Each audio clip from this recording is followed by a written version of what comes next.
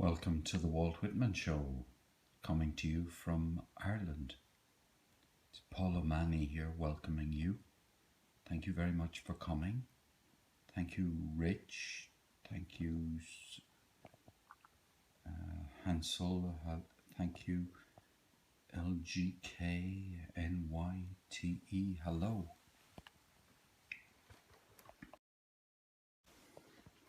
Hello and welcome. It's evening time here in Ireland, and it's Andrew hello, and this is the Walt Whitman Show.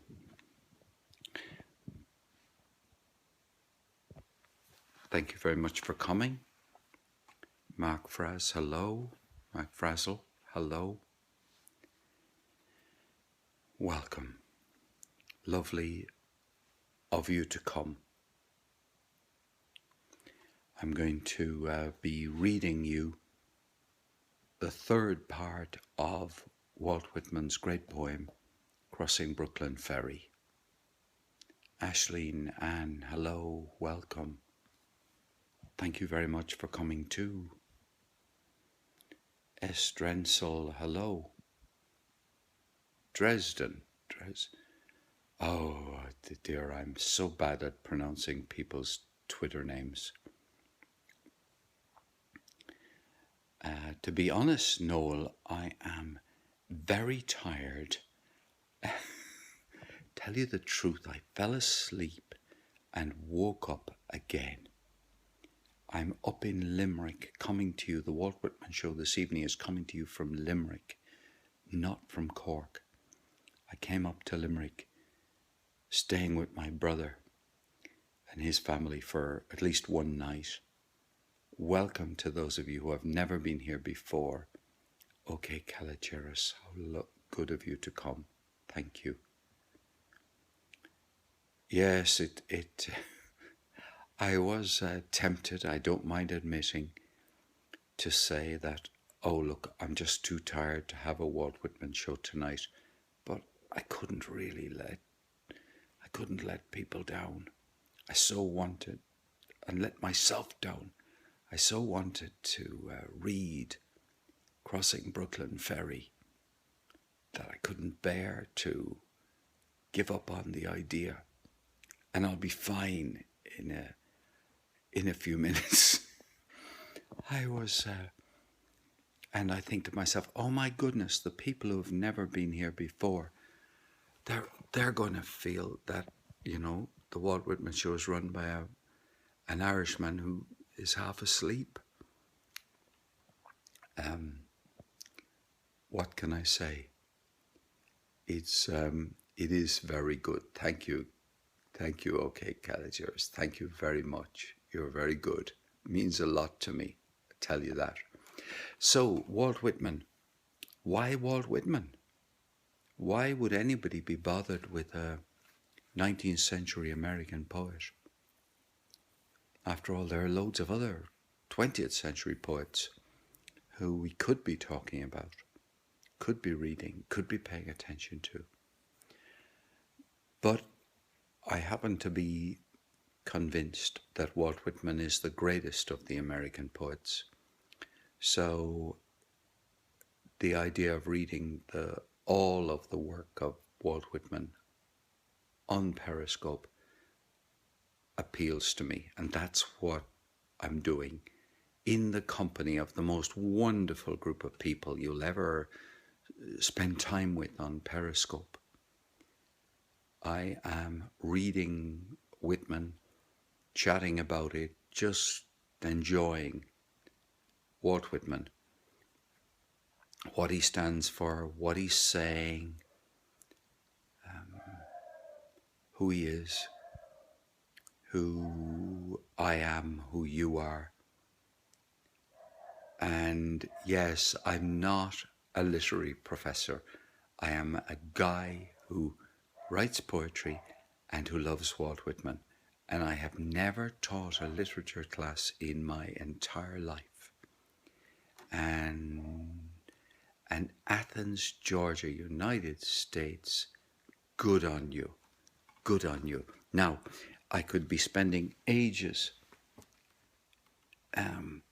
Passion is all you need. Well, I tell you what, it's not difficult. It isn't difficult for me to have a passion for Walt Whitman. I have to say that to you. It's about the easiest thing in the world. Now, usually I have a book. Usually I have a book from which I read. But tonight I fell asleep and I've left the book out in the car. So I've booted up the laptop with the final version of Crossing Brooklyn Ferry by Walt Whitman.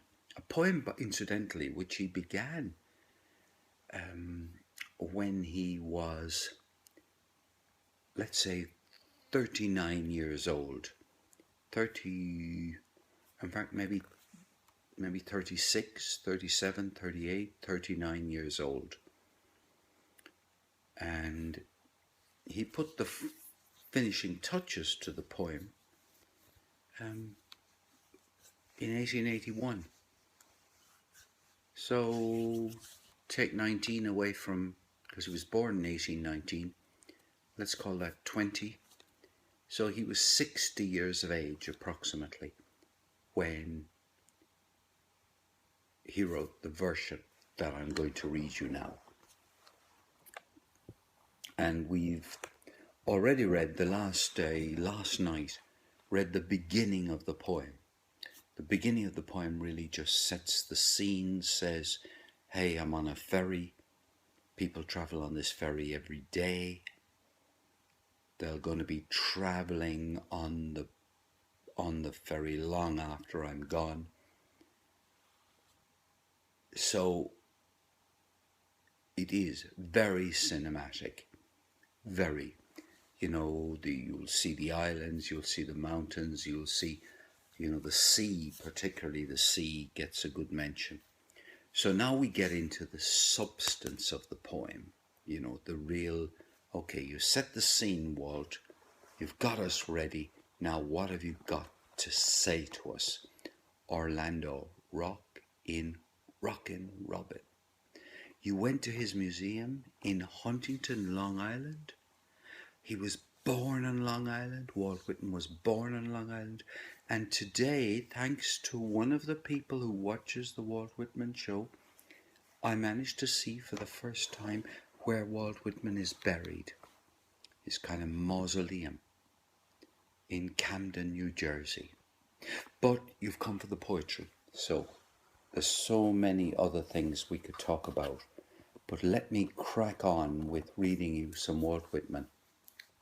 And especially so that those of you who are not familiar with Walt Whitman can experience it, maybe even for the first time. So, part 3 of Walt Whitman's poem, Crossing Brooklyn Ferry, read by an Irishman.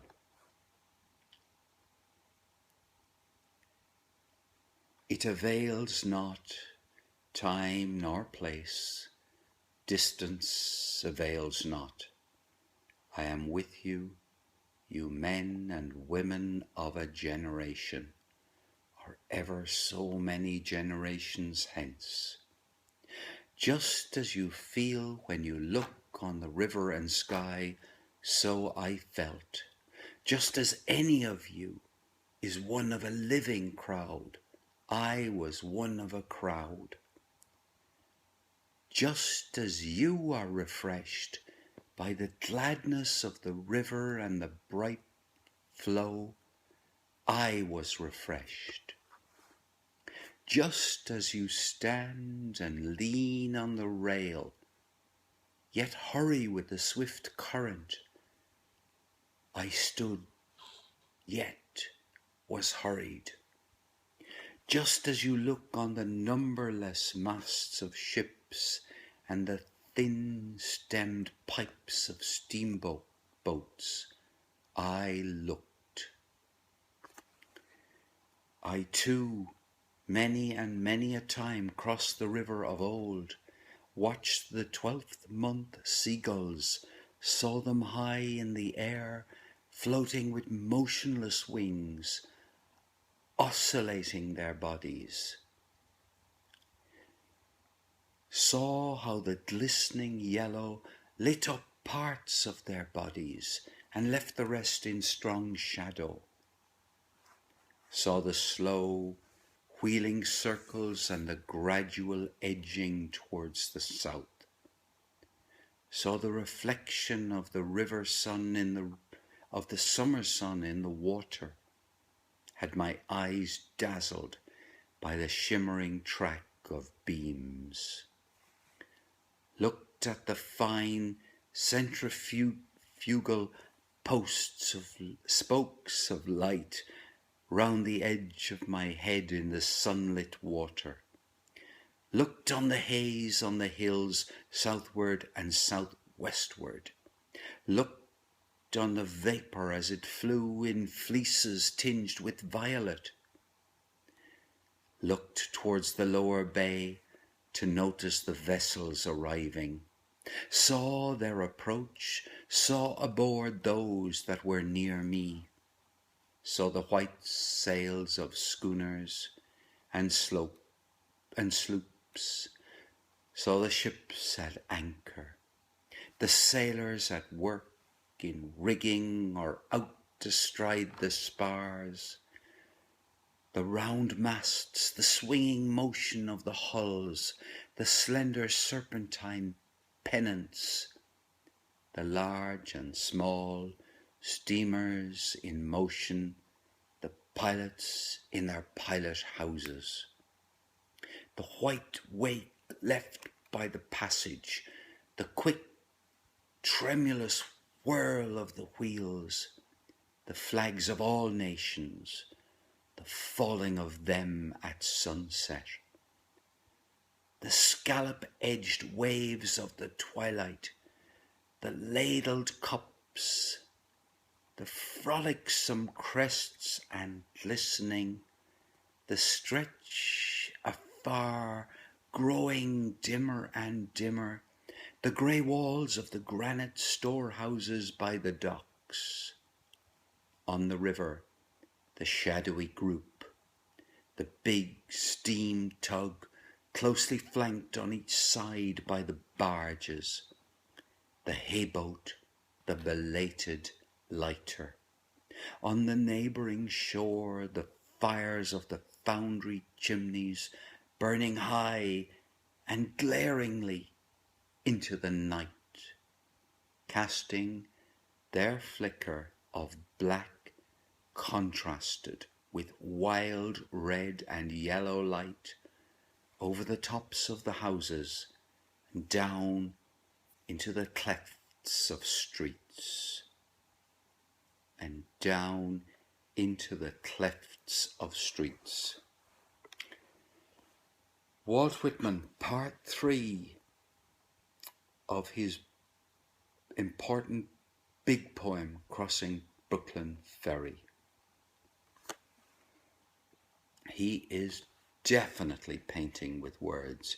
There is no doubt about that. He has a paintbrush and he paints on the white sails of schooners and sloops.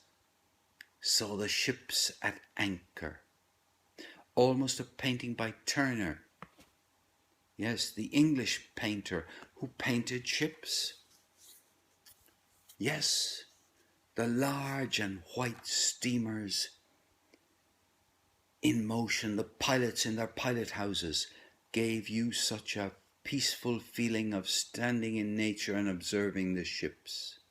Shipscapes, there's a good phrase. Shipscapes. Like that a lot. Shipscapes. Landscapes. Wordscapes. Shipscapes. Starscapes. Absolutely. The flags of all nations, the falling of them at sunlight. So many famous poets came out of the Civil War. You love the light on the bird's wings. Tell us some of the poets who came out of the American Civil War. Do please. My knowledge of other American poets certainly isn't as good as it could be. And I certainly haven't internalized as so much as an entire Google article. The poets who I think of as being, following Whitman, like Longfellow, well, who do I get to before I get to Frost? Yeah, who were great poets that came out of the American Civil War? I don't know. And I would be interested in knowing. On the neighboring shores, the fires from the foundry. So I love that. The fires from the foundry chimneys. The fires from the foundry chimneys burning high and glaringly into the night. Poe, good point. Poe, Edgar Allan Poe, the Raven. No, I won't pretend to know Edgar Allan Poe's work. Before I went to Malaysia recently, Emily Dickinson was earlier than the American Civil War. You're absolutely right. Although she wrote also during the American Civil War. But there's precious little in Dickinson about, in fact, I don't think I haven't read all of her poetry, but I cannot remember anything, any reference to the American Civil War. But what a poet Emily Dickinson is. Oh, yeah.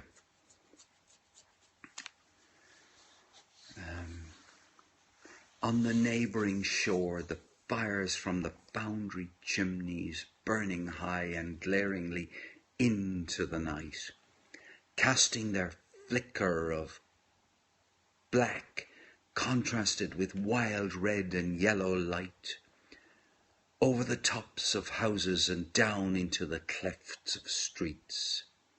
Over the tops of houses and down into the clefts of streets. I just love the lines that Whitman writes. The length of the line, the way in which, each line, as Mark has said, it paints a new piece. The white sails of schooners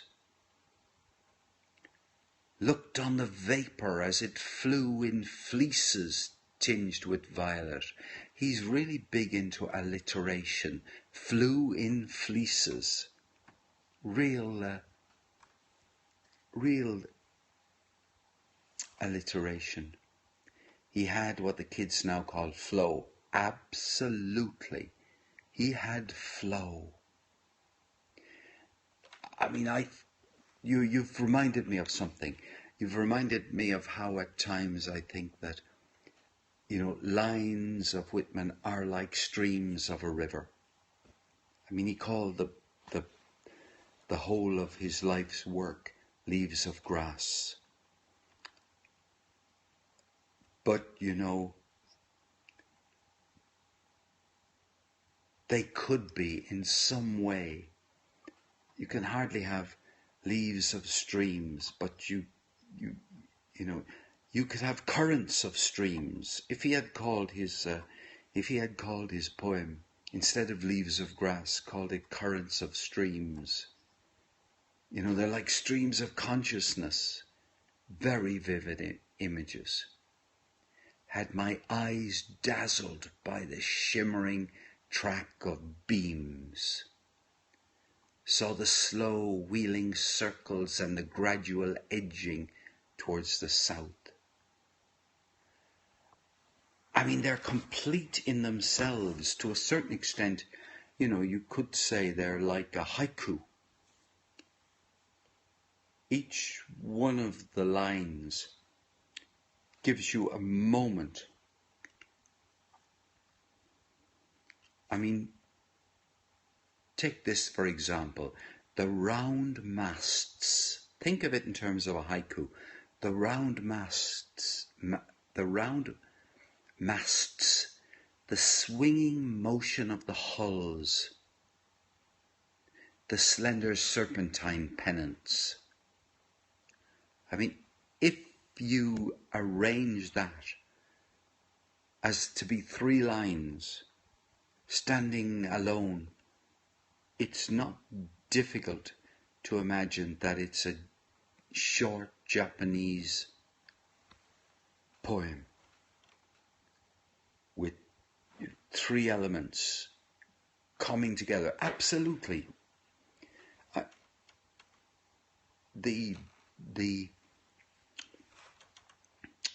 And the thing about it is that in a haiku, things happen in a flash. It's a moment.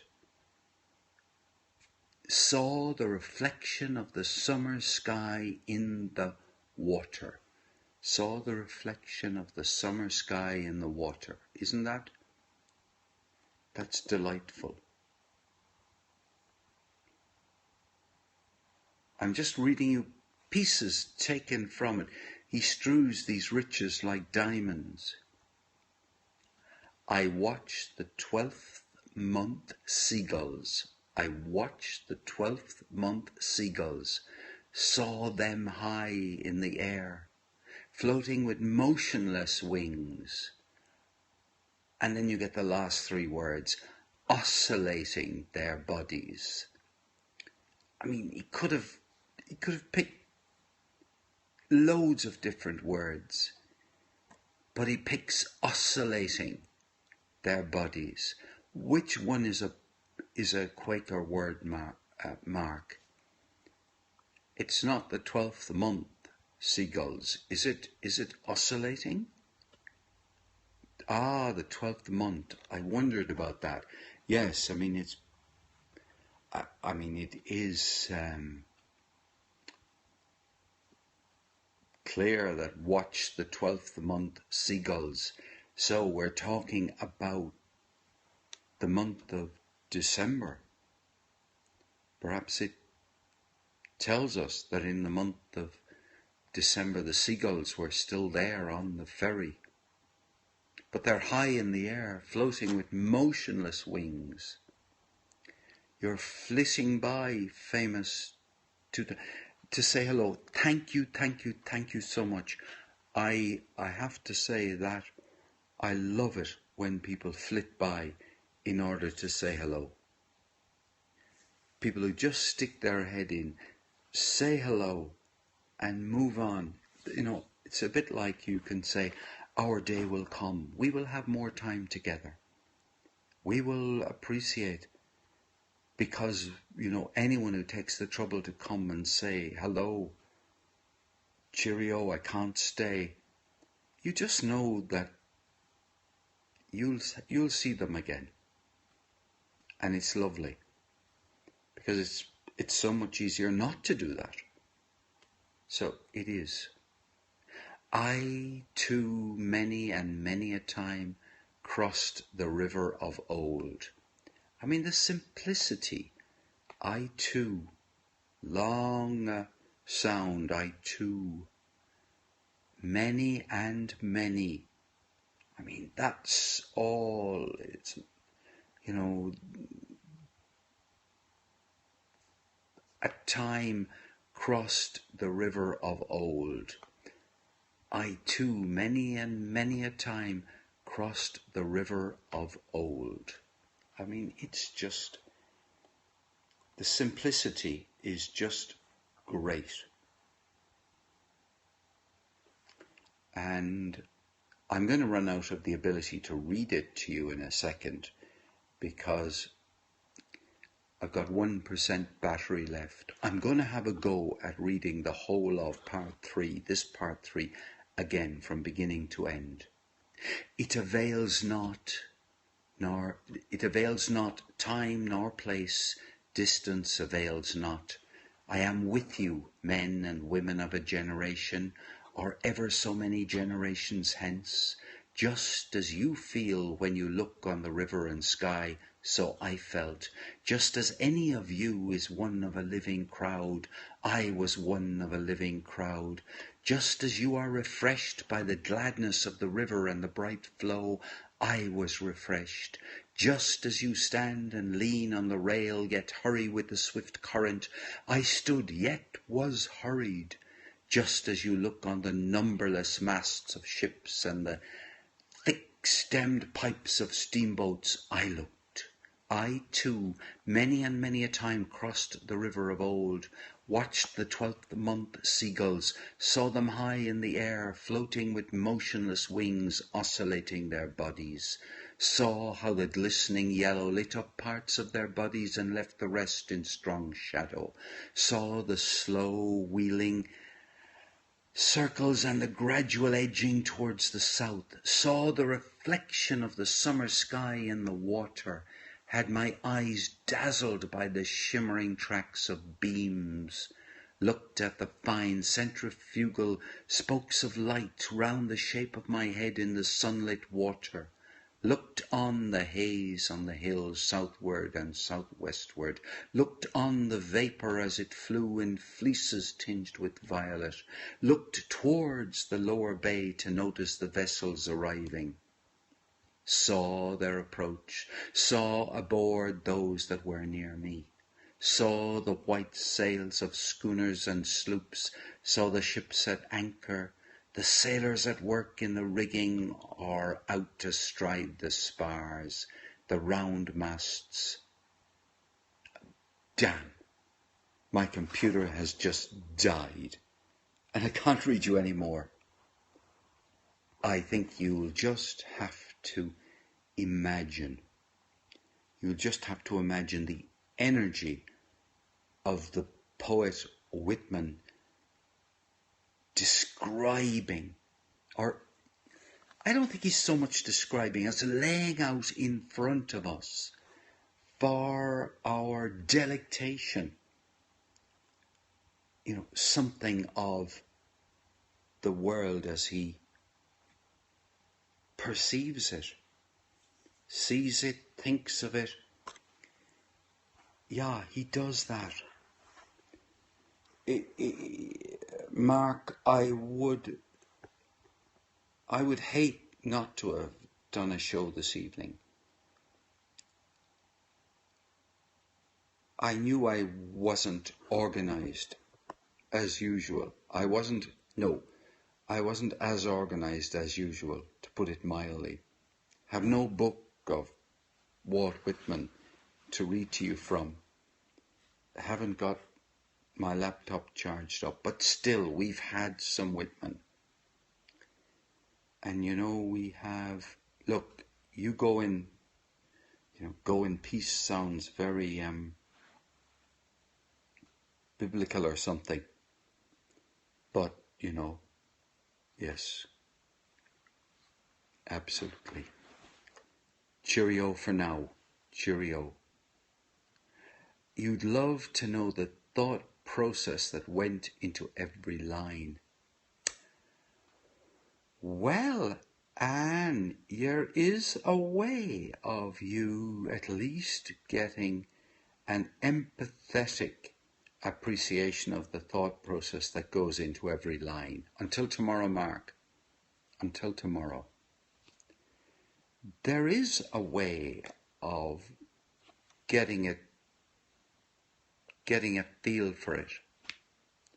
Now, I think it depends upon you having something that you are strong about. Something. And, let us assume for 1 second that you are strong about nature, that the wind coming through the trees means a lot to you, that the clouds blowing by in the sky means a lot to you. And you think of, I want to know how Whitman can do what he does.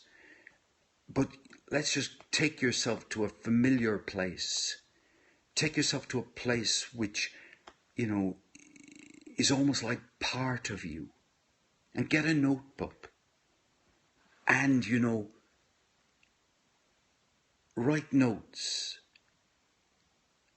You don't have to write all of the notes at the same time.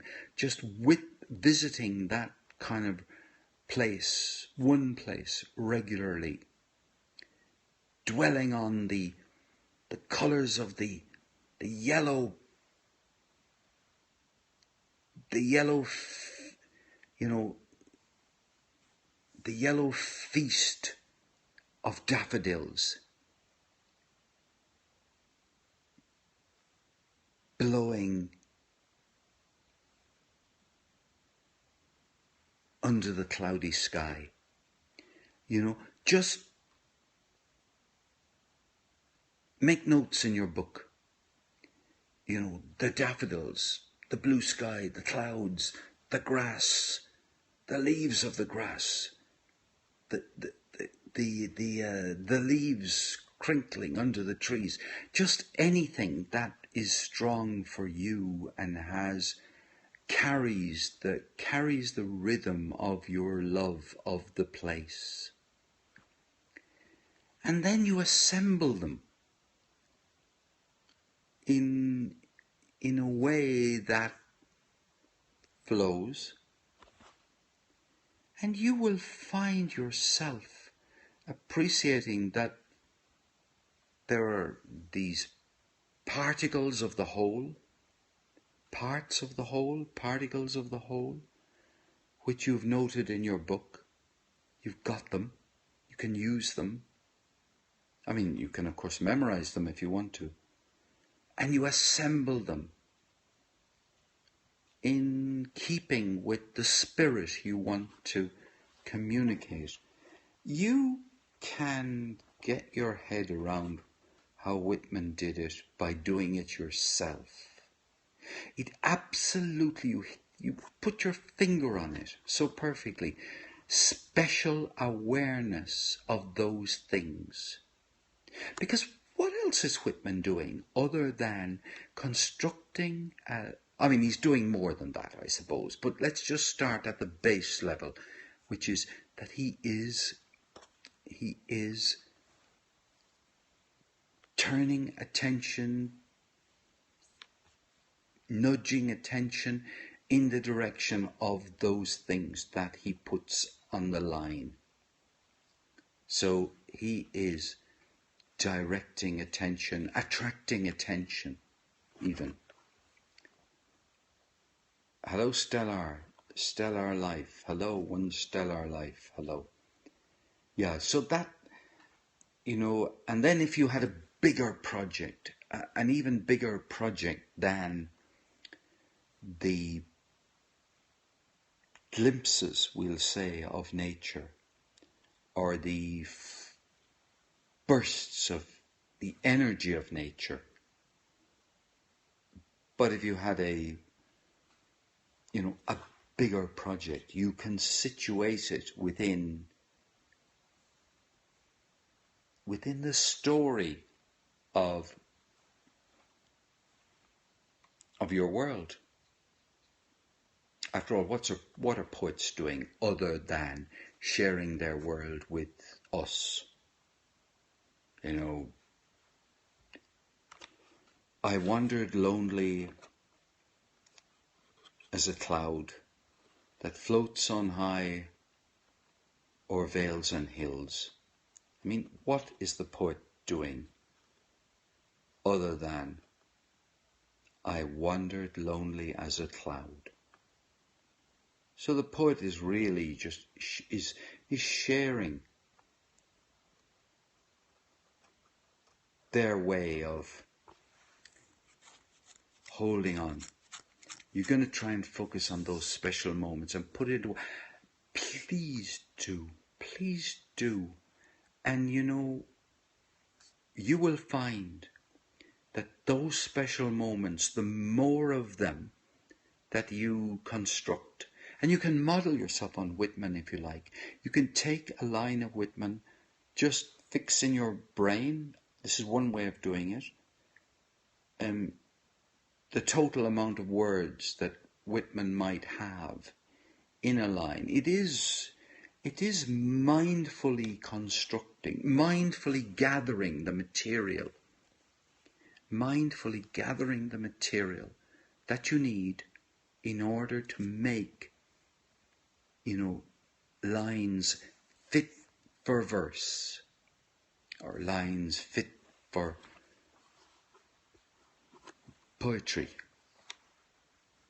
And if you put together lines which in their own right, individually, you're going to buy your first book of poetry. Oh my goodness. I mean, you can imagine, can't you? You can imagine, I think, without any difficulty, how much joy that gives me. How much joy that gives me. You can imagine that. I mean, when I set out to read Walt Whitman, I didn't have the confidence to say, oh yes, there'll be a great, there'll be a community of people on Periscope who will enjoy, who will come, who will share, who will, it was all a mystery, it was all an uncertainty.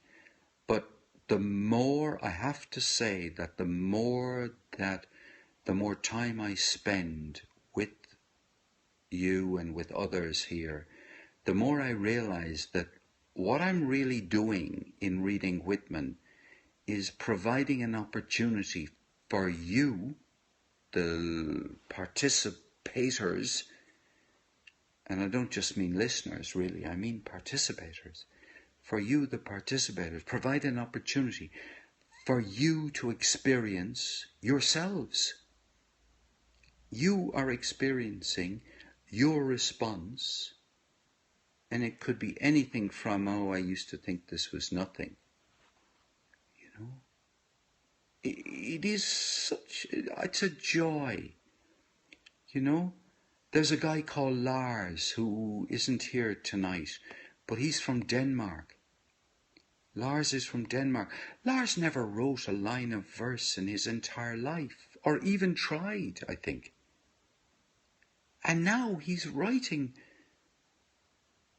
now writing poetry, very good poetry in my opinion. I mean, stunning poetry for somebody who's only just started. I mean, and I'm not setting myself up as a judge, but it is just,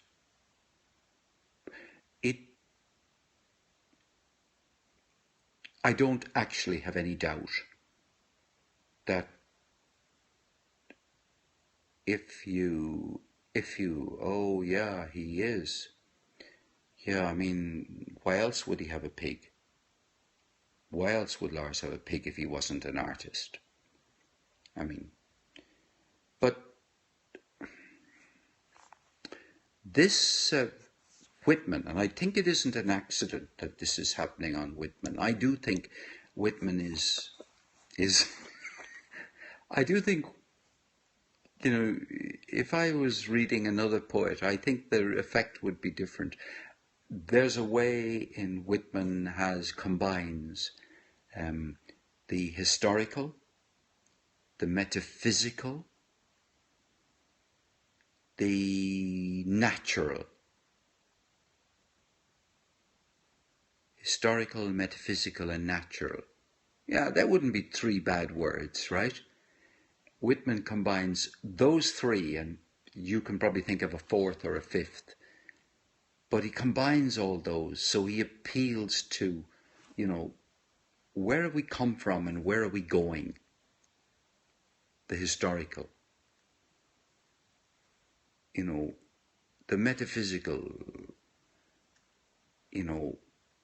what am I? What am I? Who am I? What is my spirit, if you like? And the natural, how full of growth am I? How full of growth? It's nature is about growth and continuity and your place in the. It's so true. Yeah, such a lovely, the elegant simplicity of your place in the order of things. I mean, that phrase alone, your place in the order of things, was written by somebody sometime. It's in some poem, and I can't remember what it comes from, but that's not the key point. The point is that it does express, yeah, we want to know our place in the order of things. But in a way, I think what is very striking about Whitman is that he is like claiming a place in the order of things. It's not a whole load. Whitman doesn't pose a whole load of questions. I mean, there are relatively few questions in Whitman. In comparison with invitations, there are millions of invitations and hardly any questions. So we're being invited, to sing the song of ourselves, to, be the best you can be. Simon, welcome. Cullamend, welcome. I'm on a bit of a rant. I'm in a pulpit. I'm so welcome. Thank you for coming.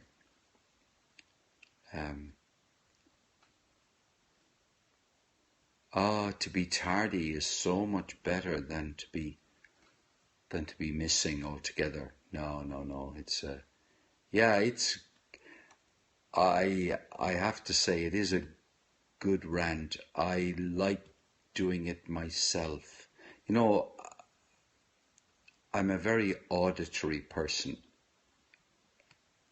So I hear myself talking, and it's like, I've never said many of these things that in your company, you bring it out in me.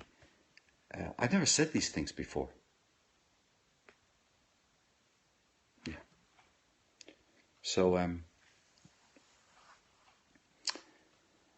but nowhere could it be easier, I think, to just express pure appreciation of a poet's work than in the company of the people who have come to the Walt Whitman show.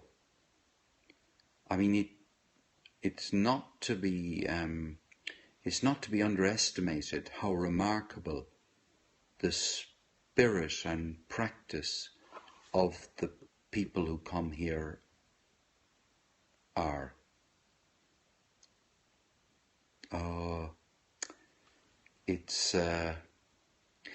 If our positions were swapped, and Simon, I cringe. The last thing I want you to do is to be made in my image, I mean, if you smile along with me, that's more than enough. But it's the diversity, it's the individuality, it's the edginess of all of us. But if you were to swap, Anne, your position with mine, and you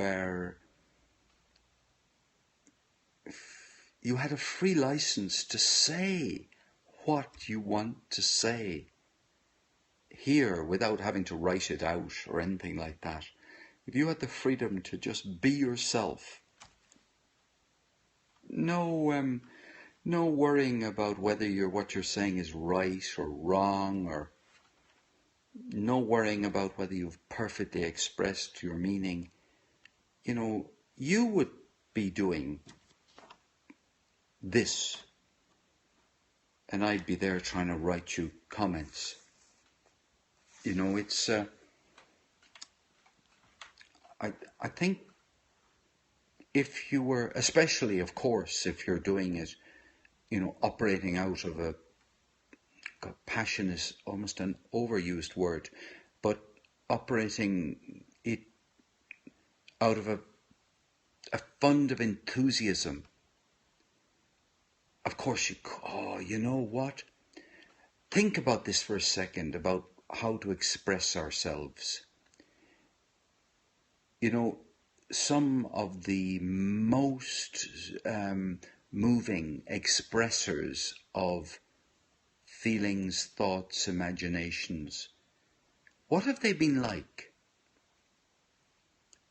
Sometimes they're very inarticulate. Sometimes they repeat themselves. Sometimes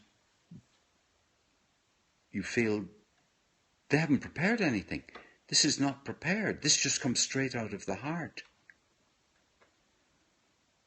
So you can reach other people in a whole variety of ways. And the last thing you need to be is articulate.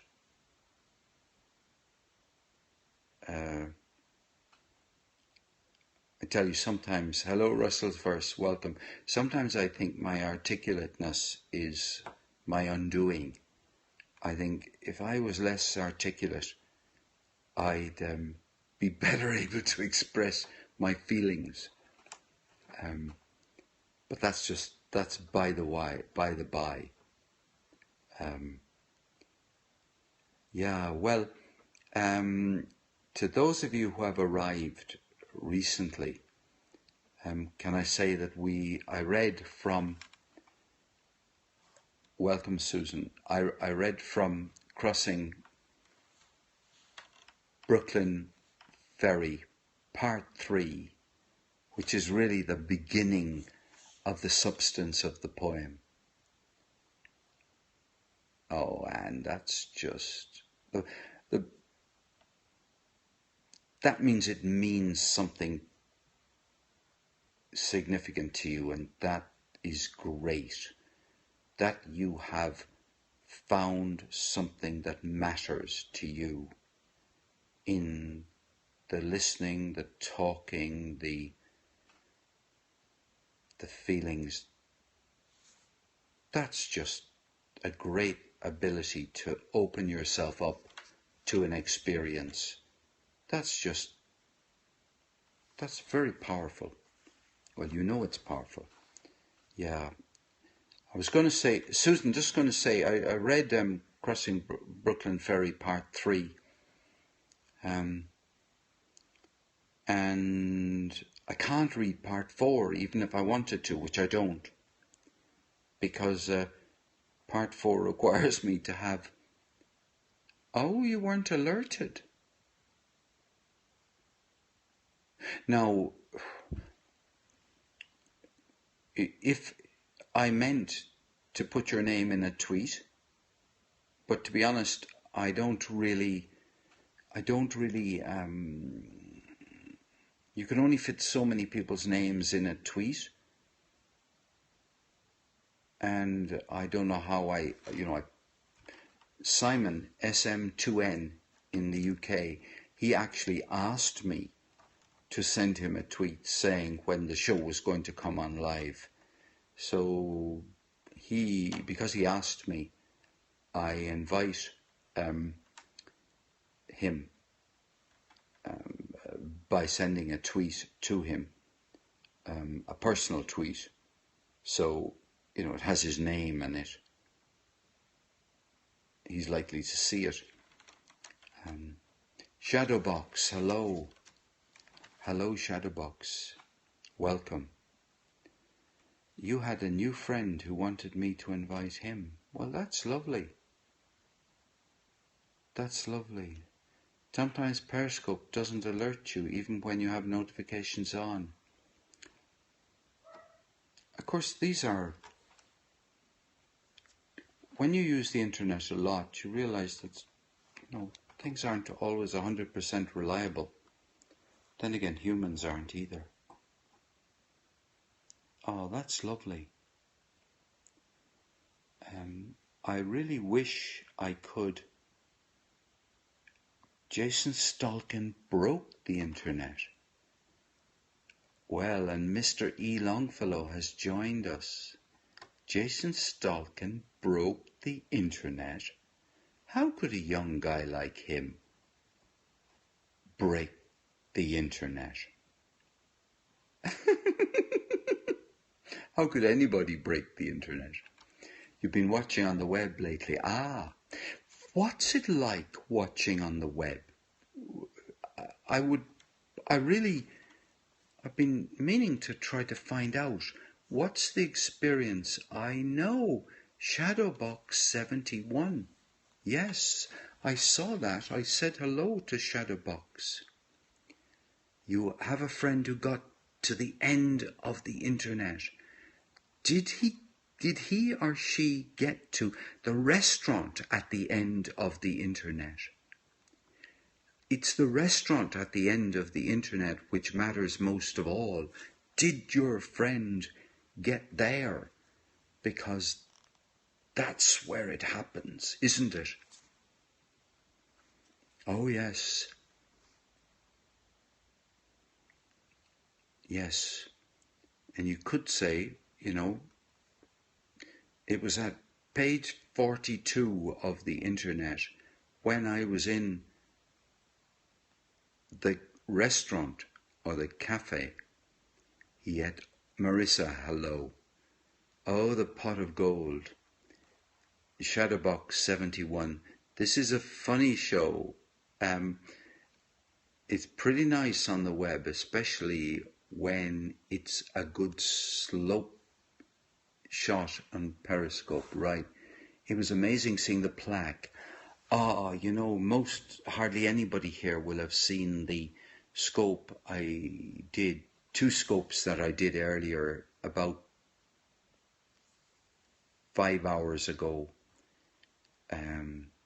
A literary event in Limerick in Ireland where a plaque was unveiled to the actor, singer, poet Richard Harris.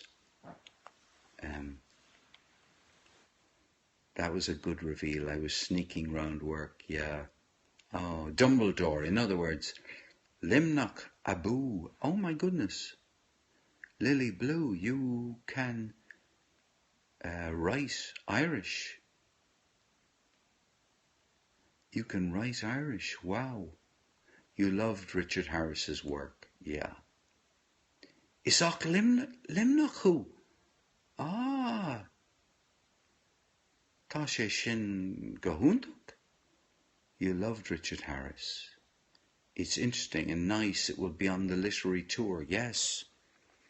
It is. So you have Frank McCourt, Richard Harris, and O'Grady. Yeah. Jared Harris, yeah. Kate O'Brien. Oh, yeah. Right. Have you been by any chance to the festival, the Kate O'Brien Festival? Oh, Harris was a unique character. Himself and Peter O'Toole were the most wonderful friends. And Richard Harris and Peter O'Toole got up to tremendous mischief together. Have you read already, Paul? Susan, I have, and the only poetry I could read you now is one of my own. The reason is that I haven't got my book of Walt Whitman. It's outside in the car. And that's too far away to get up, leave you and come back. Oh, you like William Carlos Williams? Aha!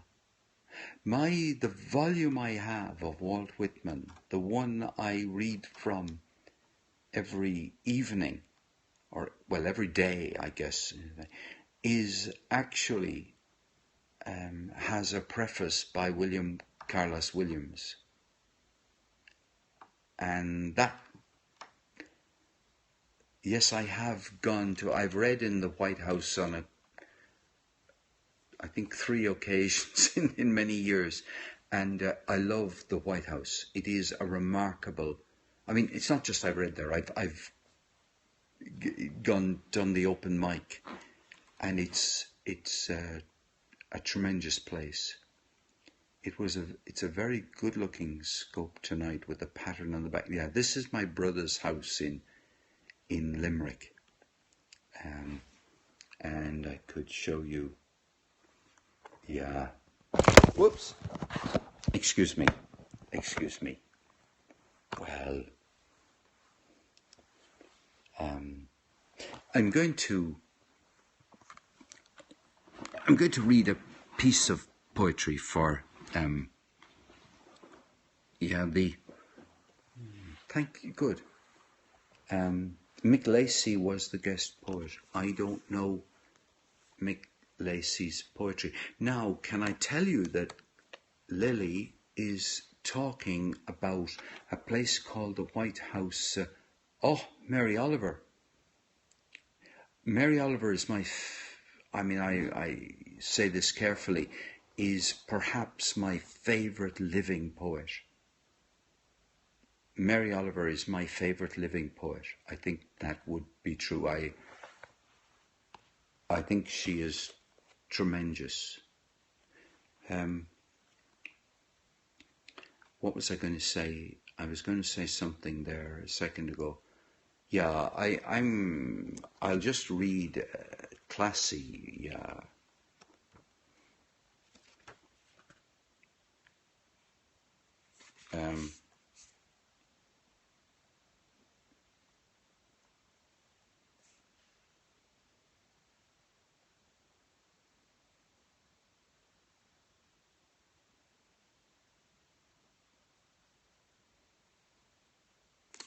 I'm just looking. I'm not saying anything because I'm just looking in my notebook and seeing what I could read you that would be satisfying for you and me to read. Susan, it would have been poetry night in the White House tonight. I think last night. It's on Wednesday. Actually said Mary Oliver should collaborate with Mary Oliver. The Puma is not here. Puma is in Cork. Puma's in Cork. I'll be going back to Puma tomorrow. I knew there was a reason I couldn't stay in Limerick.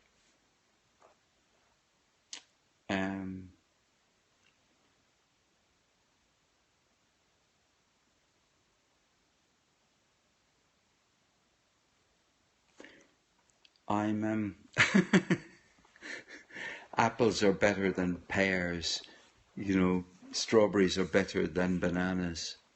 It's lovely. I'm looking here at some notes I have towards a poem, and I'm sort of debating with myself, shall I read something that is, yes, I was born in Limerick, absolutely, I was born here, I grew up here. It's a difference we should celebrate, absolutely, I'm a big lover of, thank Susan, I'm going to read just as a sort of piece of verse, as a way of just reading something like towards the end of the show. Now, I'm going to read, we're all Munster, absolutely. Yes, I'm going to read something which is notes. It isn't, I don't consider it to be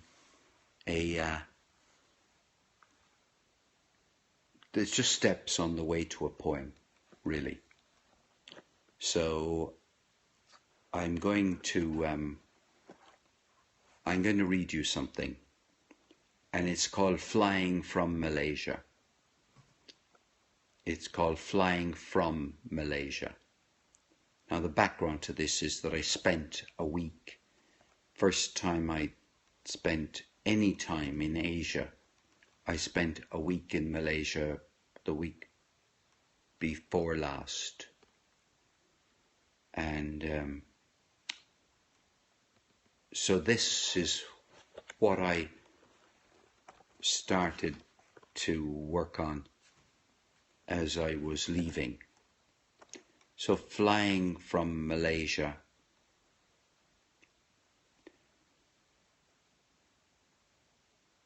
Asia behind me.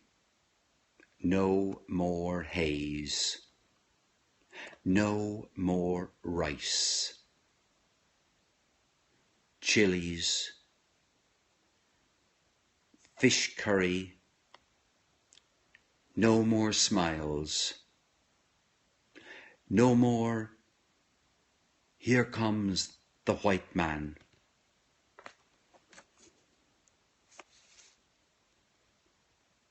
No more evil tigers running amok. No more shopping centres full of small shops.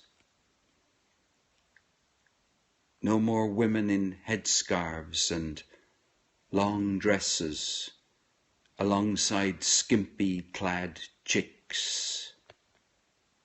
No more rice. No more calls to prayer. No more fear you'd make a mistake shaking a woman's hand. No more time. No more strange fruit. No more squatting to toilet. No face masks. No more stumbling through Selamat Pagi and names. No more frogs under coconut shells. No more feeling like a monkey with shrimp paste. No more poetry like Ode to a Cockroach that's lost one leg. No more calm. No more smiles. No more kindness. No more respect. No more generosity. No more complexity. No more air conditioning.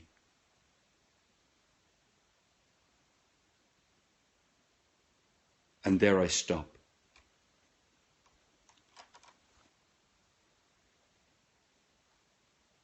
I've just read you notes from my notebook.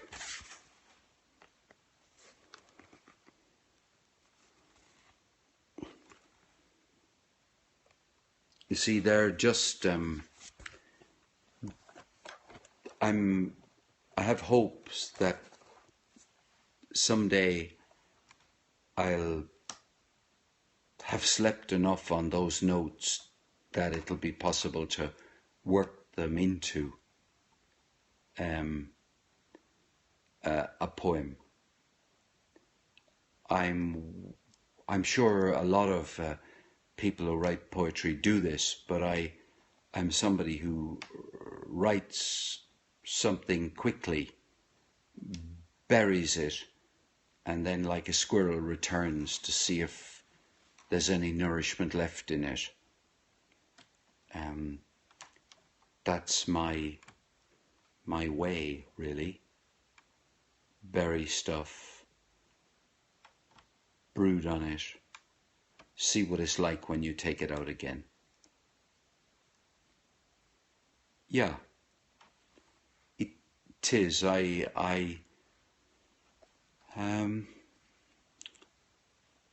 Yeah, that's it. It is about rhythm. Perhaps one of us will be hosting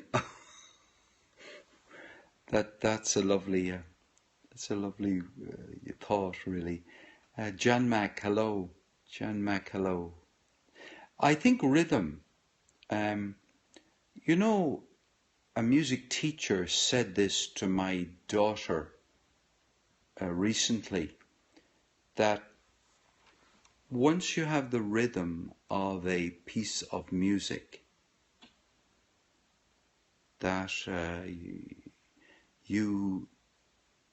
it doesn't matter which notes exactly you're playing. You found a few pieces, you found some of your verse that you'd written years ago. That's lovely. Guard it, Susan. Guard it carefully and share it.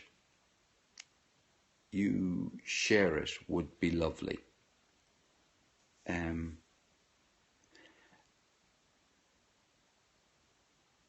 Now, Susan, you're starting to, the little internal voice is saying, it's too sad to share, it's too old to wear, it's too, you know, it's too this. Yeah, you wrote it 40 years ago. You'd like to do it on my blog. My blog is an open invitation. My blog is an open invitation to you, Susan, and to others here. You've been working odd hours on a TV plot in Los Angeles. Wow. Well, James, that's great. Thank you.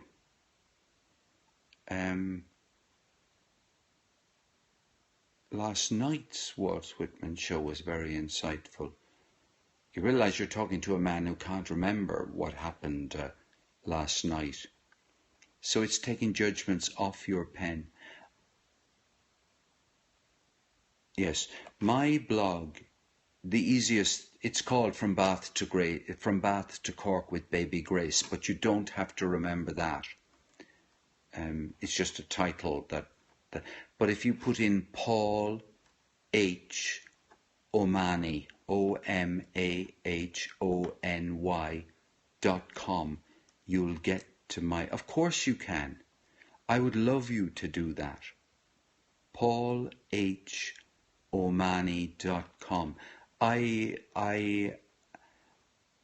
say it here that any of you who would like to share your work, please feel invited. Please send me a tweet.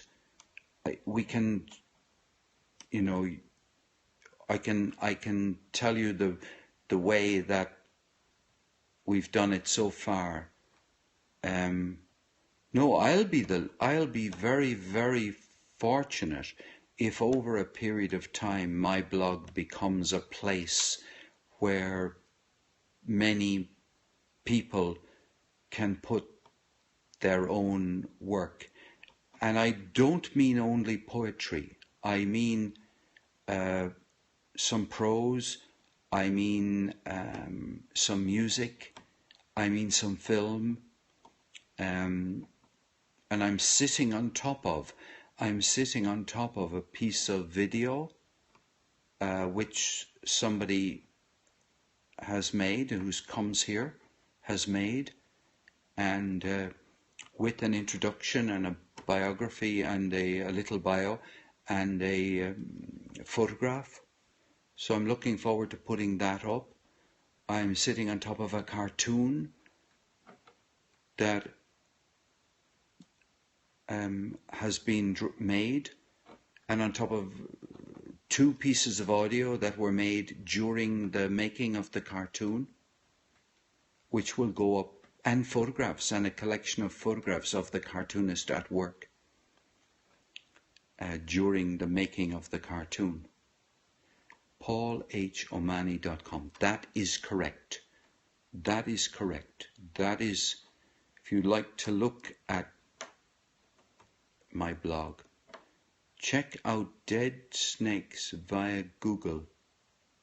Jar loves Euro poetry. Okay, I've got to. I'm looking for a pen to write. Oh, go. I'm going to ask you if you wouldn't mind repeating that. Something about snakes.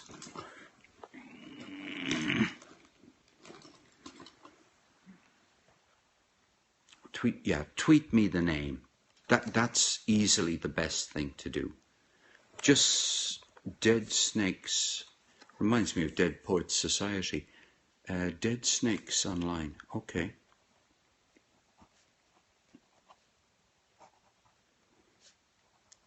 Okay. I'll do that.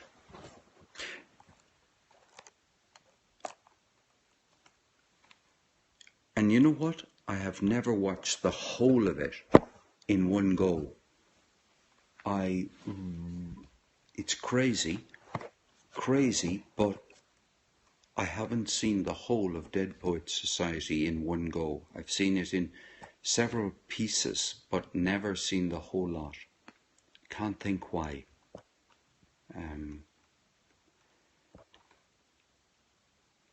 Somebody publishes 3 poems a day. Lovely.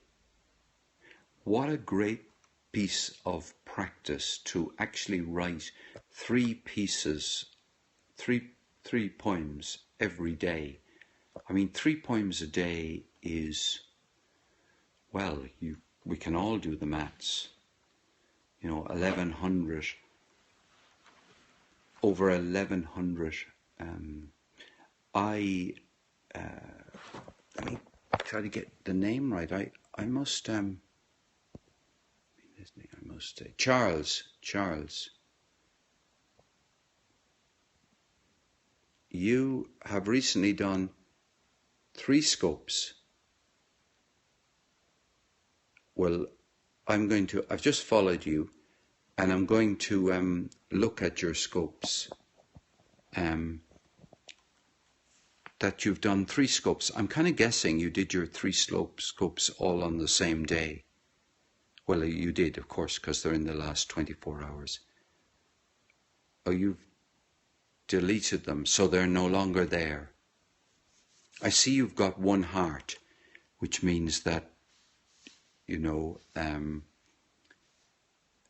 do I follow? I follow people who make periscopes. Oh, the little voice inside that's judging your own work as being terrible. And here I am as a result of you having deleted them. I can't see them. Oh, I see. You send in your work online and they publish it. I've got you.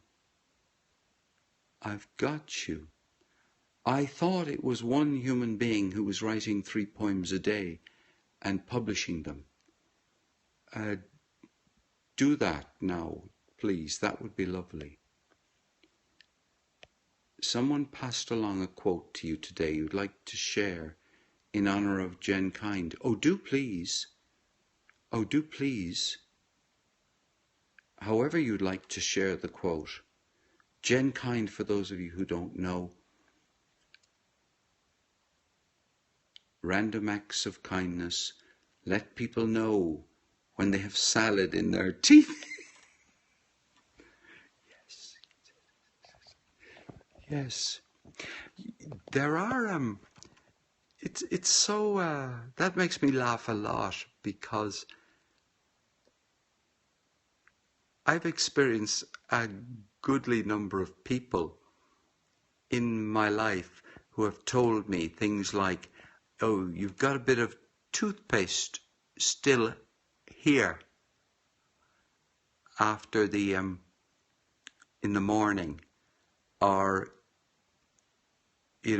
a bit of something here or here or here, and it's a skill I've had to learn because it never would have crossed my mind to say to somebody, oh, you've got a piece of something here.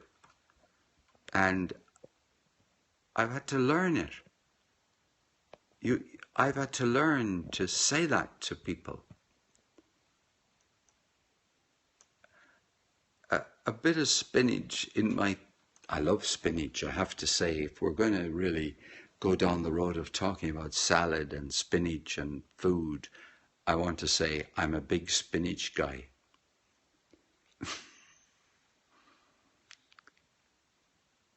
Spinach sticks? I haven't a clue what spinach sticks are. Poppy seeds, very good for you. Very good. Oh, your spinach with rhubarb in it. Spinach and rhubarb? Together? Now that I think about it, spinach and rhubarb would go very well together, but it never crossed my mind that that would... I was raised, it was your duty to point out the spinach. Really? Well, you see, that explains it. It's wonderful. You're a great cook. Fantastic. I hope the day will come when we'll eat food together, Susan. I hope that day will come.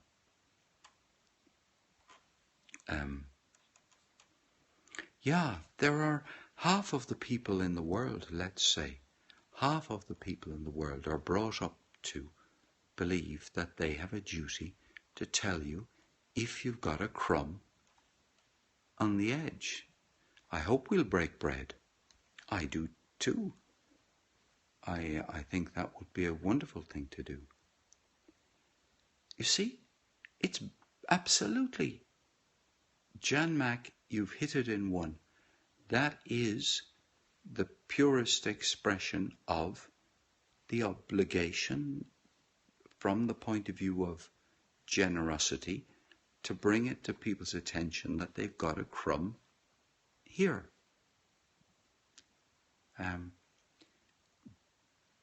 However, it never crossed my mind to tell anybody about that crumb. Perhaps 90% of people believe that the thread on their clothes. Yes, what about the hair on the collar? The hair on the collar.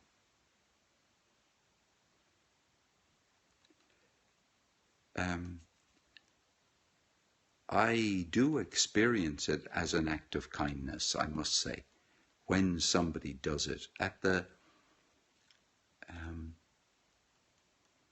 you wouldn't want to go around all day with a boogie. No, a booger. Oh, right. After you eat, you have crumbs all over you. Yes. Well, who would have thought that there's a bug crawling up my back? Yeah.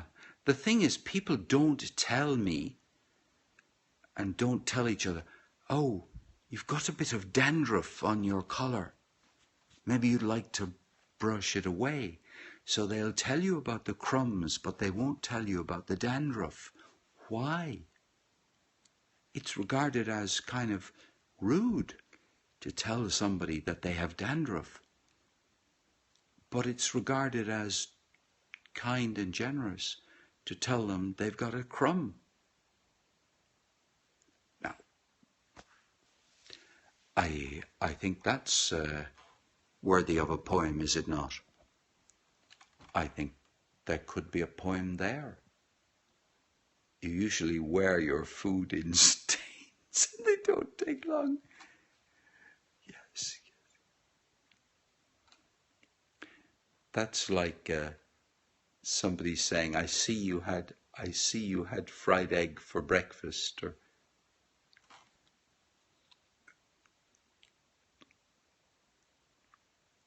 God. It's these little habits that we humans have. Dusting off the dandruff is only a temporary solution. Aha, to tell or not to tell, that's the question. Dusting off the dandruff. However, dusting off the crumbs for some people is also just a temporary solution, just as soon as they can get their hands on. We are an odd bunch, yeah. And we become so familiar with each other that we don't actually think we're odd anymore. You laugh. Oh, that's lovely. Well, you know, they say, it is a said, and it's been written down somewhere, a good base. I like that idea. We would make great pets. I should have remembered what Susan was saying. It's a bit silly of me. I've forgotten now. Never mind, it'll come back. Now that is, James, that's a nice idea. I think that would be a really good piece of fun. We might get our head around how we could do that. Laughing every night on the show, yeah. That means that every night on the show, Susan, you're going to live longer. Because every time you laugh, you add extra time to your life. So by saying you laugh on the show every night, you're lengthening your life. Every single time, laughter extends life. Beautiful Kelly, 23, hello. Welcome. But come back to the idea of writing a community poem. I think that is a great, I'm signing up for that idea. A voracious laugh. Nothing like a voracious laugh. I have a voracious appetite for laughter. Absolutely. Or else I have an appetite for voracious laughter. Whichever.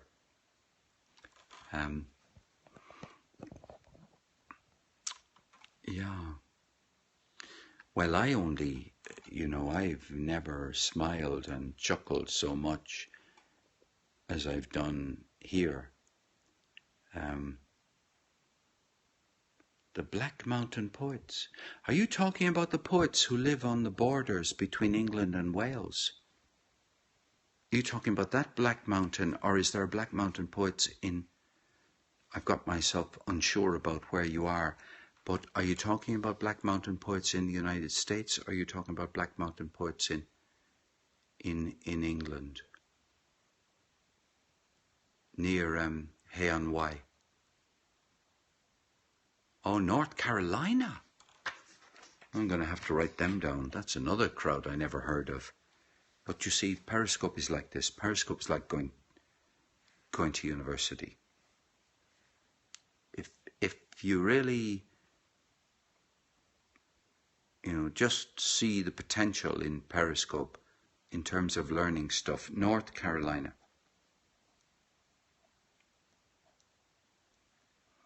The Black Mountain.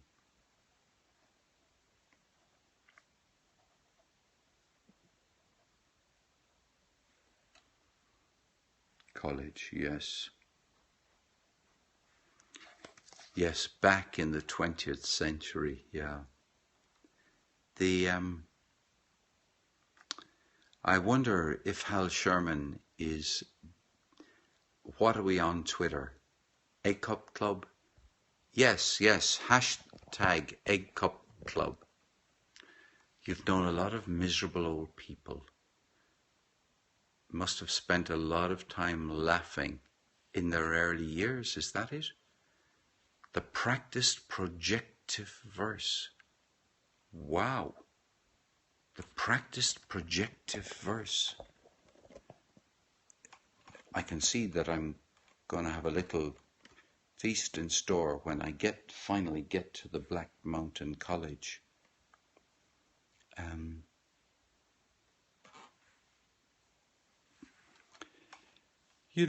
Excuse me. Open field verse.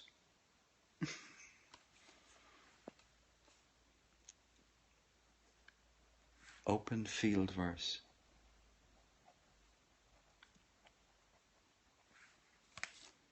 I like I like the way this is going along. Echo poets. Aha. Echo poets, right. We are the echo poets, yes. And here is one of my favorite echo poets who's just arrived. I think we are all over the place is how we are, Alicia. We're the most recent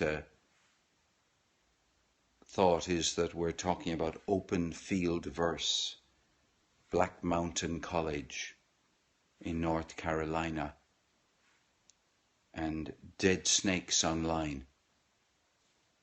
This seems to be some of the recent topics that have been touched.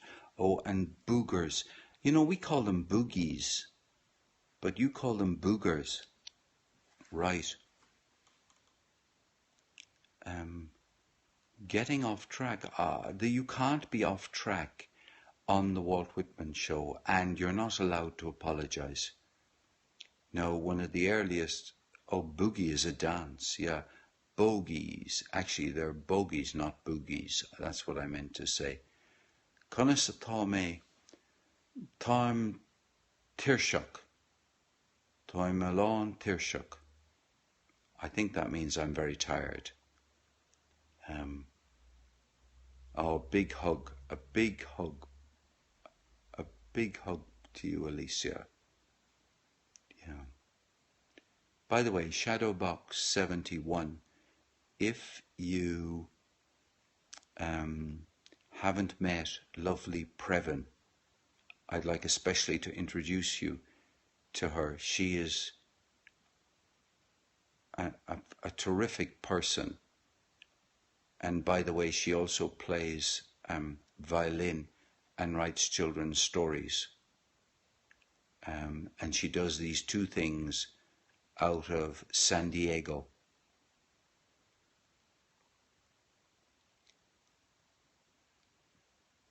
It's Diahuit, D-U-I-T, Diahuit, or D-H-U-I-T, to be exact. And that means God be with you, Diahuit. And the reply to it is Dios mueraguit, which means God and Mary be with you. Susan, good night. Good night. Angels on your pillow. Yes, Ollie is Ollie is Ollie FLJ.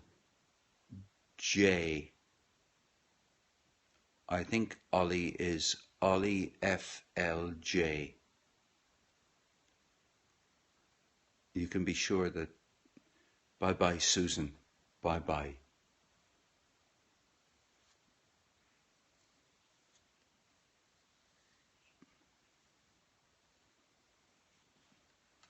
Mice.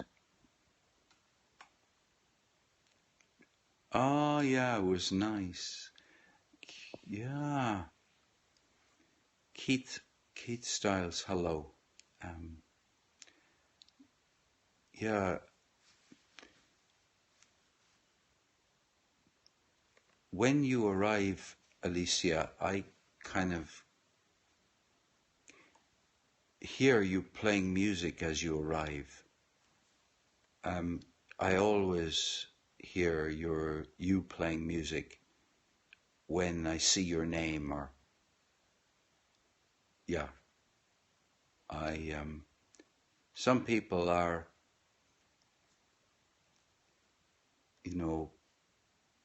indelibly imprinted with certain features attached to their DNA. So you would say, lovely Previn, lovely music. I'm probably getting too tired to make any coherent conversation with you, and I'll probably degenerate into the degenerate. I could be if I didn't pull myself together. Ah, look, you're very good. That's just terribly lovely thing to say. And I don't yeah, it's really very nice of you. It really is. You guys, well, not you guys, but you warm my heart, Drink water and go to bed. Very good, good idea. Okay. Look, we're lucky to have you because you're going to make a great difference to the Walt Whitman show. I can feel it already. I know that you've already brought an awful lot on the first night of ever coming here. To make such a contribution is fantastic. Thank you.